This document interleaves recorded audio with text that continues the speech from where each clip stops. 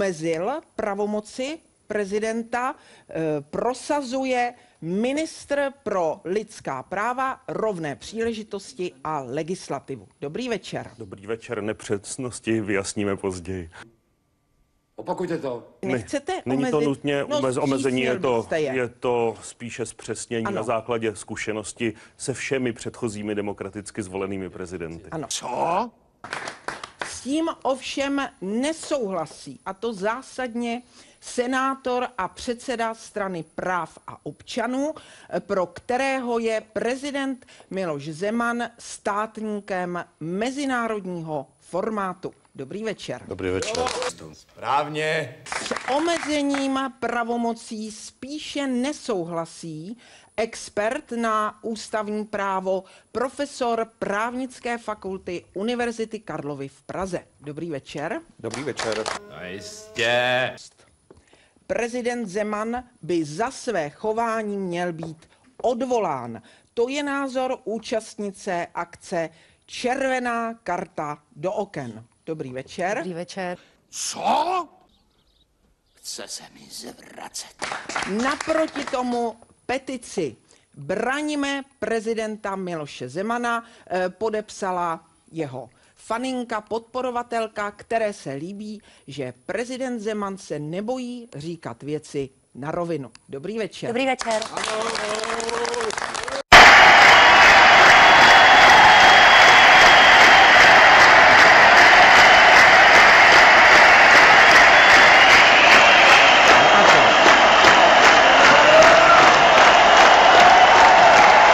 Pane ministře, tak kdybyste nám vysvětlil, protože když si vezmete, s jakým zápalem celý národ volil, se účastnil té volby, přímé volby prezidenta, tak proč by teď právě ten přímo zvolený prezident měl mít ty pravomoci zpřísněny?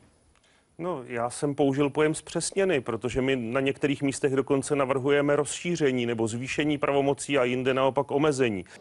Slyšeli jste slovo Boží. Když se udělá obsahová analýza toho vašeho zpřesnění, tak se pravděpodobně dojde k tomu, že 90% je omezení pravomoci a možná 10% to zpřesnění. No, jestli... A ptám se vás, proč jste tedy to zpřesnění, jste měl jedinečnou možnost si to dát do programu, když jste kandidoval na úřad prezidenta republiky.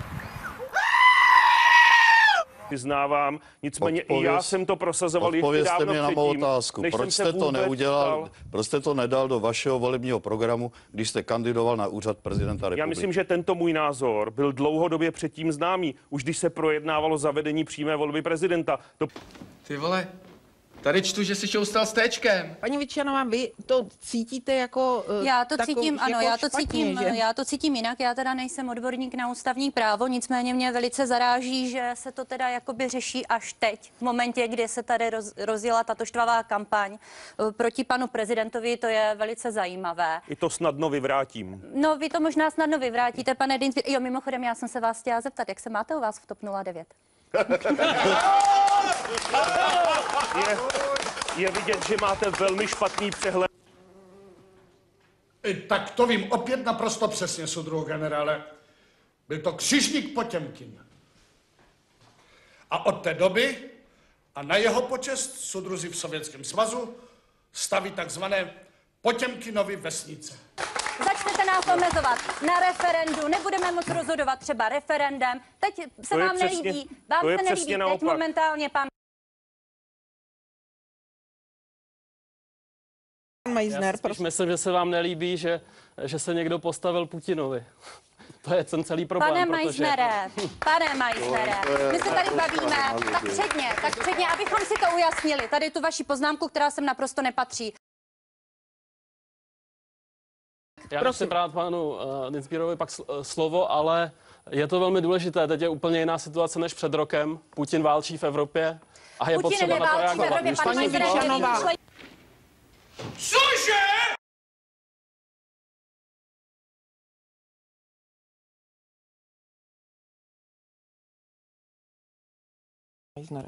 Je to ten důvod v podstatě, že tady ta válka Ruska proti Ukrajině nebo Putinova režimu spíš A co, pane Meissnere, říkáte na to, že v těch východních oblastech bylo referendum, to neorganizoval Putin, a tam 90% lidí se vyjádřilo pro prostě něco jiného, než vy tady vykládáte. No právě, je to Janek. Dobrý den, Jana Pekárko, já chtěla reagovat na paní Vyčanovou. Já se stydím za svého prezidenta. A stydím se za něj mimo jiné proto, že odděluje handicapované od nehandicapované. Neodděluje, to jste špatně To je jedna pochopila. věc. A To není druhá pravda, věc neodděluje. je, já jsem vás taky nechala domluvit, tak prosím, kdybych mohla mluvit já chvíli. Ty meč, ty tomu tak rozumíš.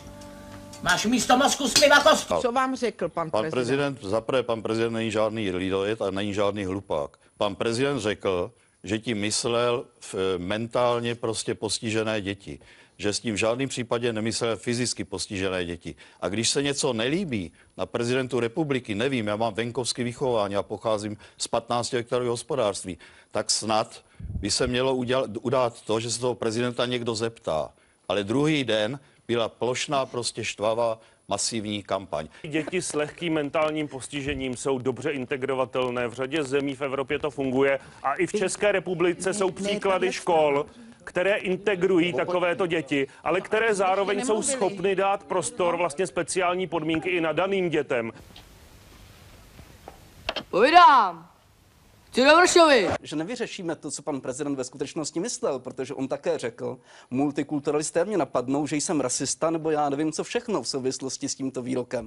Budeme si kouřit čuráky. Děti s handicapem mají právo na to být začleněny a mají právo na to, aby školství bylo inkluzivní. Mají právo na podporu od českého státu. Třeba zrovna ty. Já se jmenuji Ervín. Brouček. More, co si bereš mýho tátu, ty Rusu? Neuráží tátu, ty Sašku jeden. Moje máma si dává kokota koňskýho do píči, tak Táta, jak pořádá to špíču, mrtko, kujo. Děláš frajera, šešku a záchod máš na chodbě. Vy jste úplně vypuštěná, čuč, tak chce mluvit. Drž pěčku.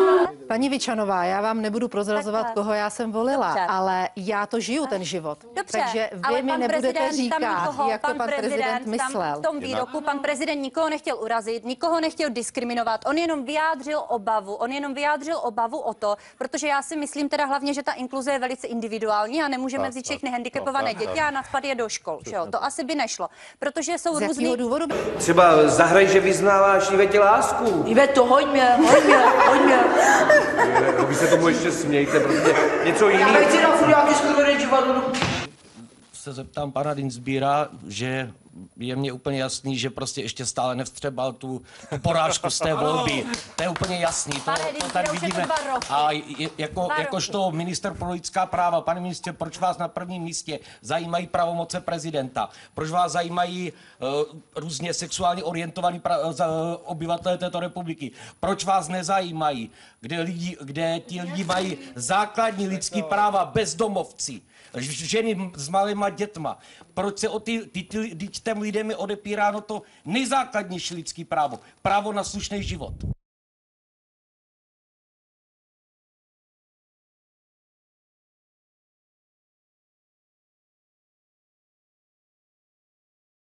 Ještě prosím vás, já předpokládám, že když mě pozvali z České televize, že mě pozvali proto, abych tady položil jednu otázku. Jestli se můžu vyjádřit k panu Zemanovi a to, jak se tady stále tvrdí, že je to pan Zeman, kdo rozděluje tady tu společnost. Není to pravda, prosím vás. V první řadě je to, musím se teď tady trošku ohradit, je to zpravodajství České televize, který No jistě. Vás poprosila, jste na půdě České televize, víte, ale chci vám říct, včera se to zrovna projednávalo na Radě České televize. Co se tam projednávalo? Ano, ale chtěla bych vám říci, že opravdu Česká televize informuje vyrovnaně, ano, o panu ale že třeba známé vulgarizmy z hovorů Lán byly nutné.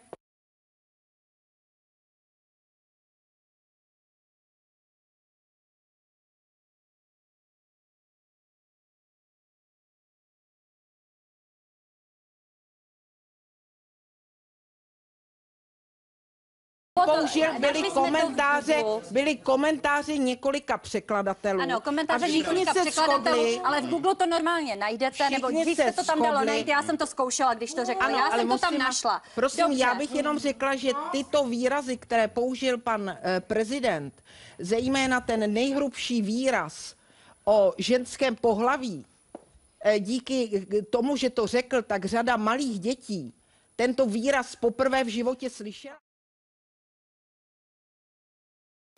Je kunda sem, kunda tam. To je vše, přátelé. Co to je? To mám přece říct já? Tak to řekni. To je konec.